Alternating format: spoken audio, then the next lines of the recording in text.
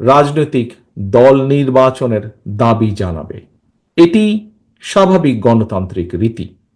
অথচ আমরা খেয়াল করছি গত কিছুদিন ধরে অত্যন্ত সুকৌশলে দেশে এমন একটি আবহাওয়া তৈরির অপচেষ্টা চলছে যেখানে নির্বাচন অনুষ্ঠানের দাবি করাটাই যেন একটি অপরাধ।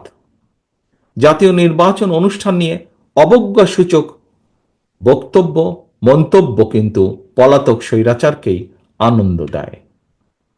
অপরপক্ষে এটি গণতান্ত্রিকামী জনগণের জন্য কিন্তু অপমানজনক। রাষ্ট্র রাজনীতি মেরামতের জন্য সংস্কারের কর্মযজ্ঞ চলছে।